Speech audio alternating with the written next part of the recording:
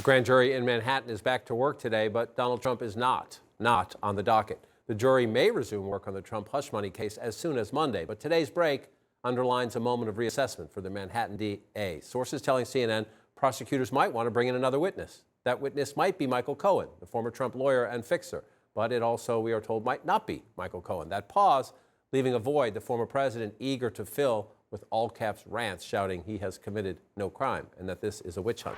Let's begin our coverage in New York with CNN's Kara Scannell. Kara, so the grand jury, not Trump today. What do we know? Yeah, John, so as you said, the grand jury is meeting today, but they will not be hearing any evidence related to the investigation into Trump's alleged role in the hush money payment scheme. Now, grand juries hear multiple cases, so it's really not a surprise that they would be hearing another case that could have been just a scheduling issue. We do know this grand jury has sat on Monday, Wednesdays, and Thursdays, and that is when they have heard witness testimony.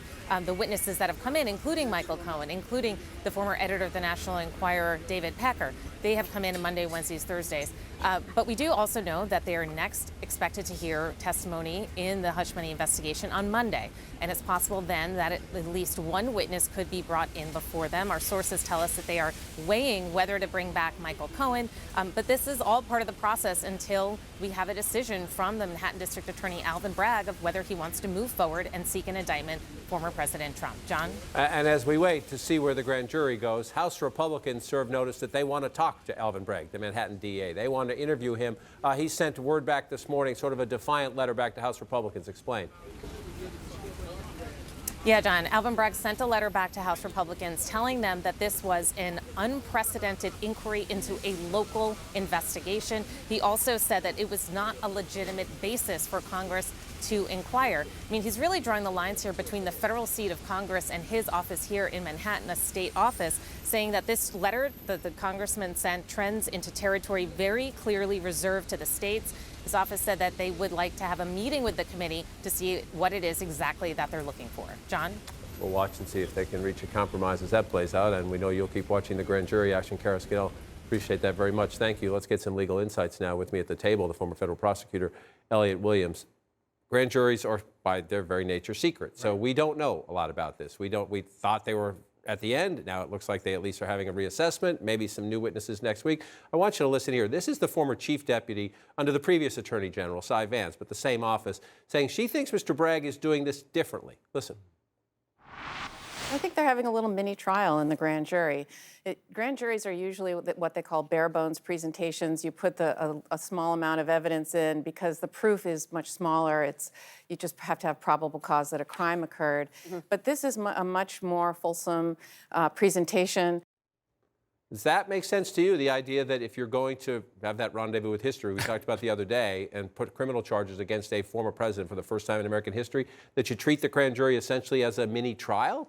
You know, it's a good way to get your evidence out there, try it out in front of people who are hearing it, and work through some of the problems in the case. You know, like she'd said there, you know, the grand jury exists to build charges. It's an investigative tool for prosecutors, but they have to know and going in and coming out that their case is prosecutable. And it may be, what they may be doing is rolling out what could be somewhat of a challenging case. So, you know, there is some merit to that. But again, by law, like you said, John, by law, what happens in the grand jury is secret. It's not just it's not just an honor system. You can get in serious trouble for leaking details that come out of a grand jury. Quickly, Alvin Bragg's point to House Republicans that I'm in the middle of a local investigation. Why are you asking me to testify before Congress? He says it's out of line.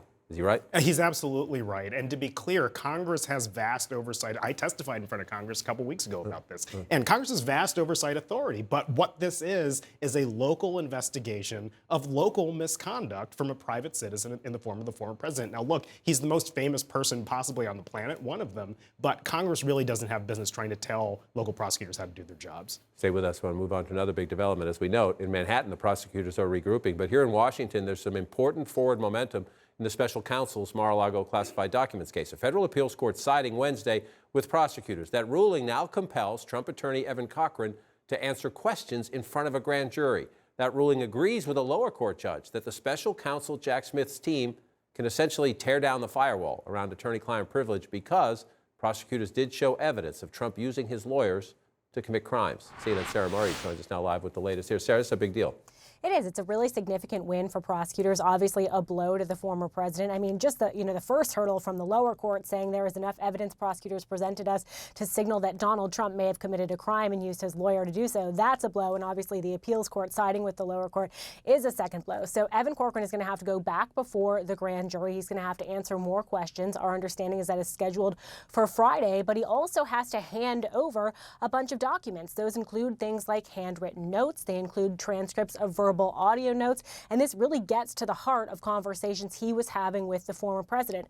Remember, this is someone who was really in the thick of the classified documents mess. When Donald Trump got that subpoena last spring, Evan Corcoran was one of the people who helped conduct the search at Mar-a-Lago for any documents with classification markings. He was the one who wrote that statement that was later handed over to the government saying, we've done this diligent search, the one that Christina Bobb signed, and there's no more classified documents on the premises. Obviously, when the FBI showed up and searched Mar-a-Lago, that was not the case, John.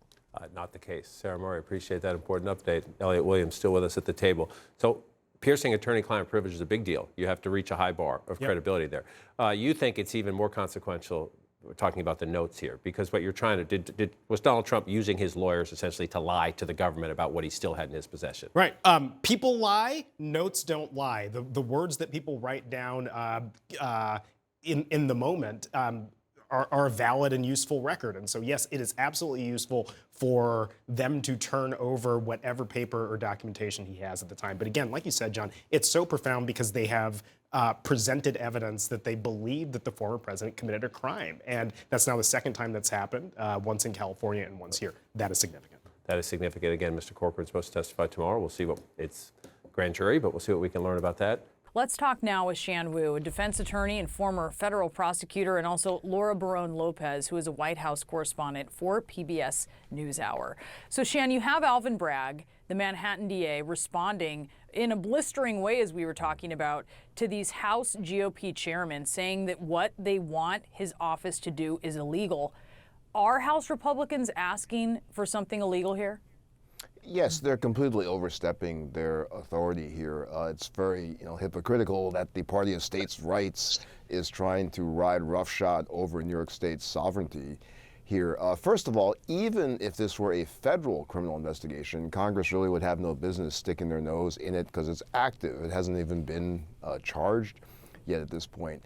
Then when you add in the fact that this is a state criminal investigation, they really just have no basis for that. The letter is blistering, and it's kind of funny, too. It's a little tone of humor there, because they're saying, well, to the extent you're asking about federal funds being used here, we'll write you a separate letter to let you know how the federal funds are being used, because that's the barely slightest hook they have of jurisdiction over this.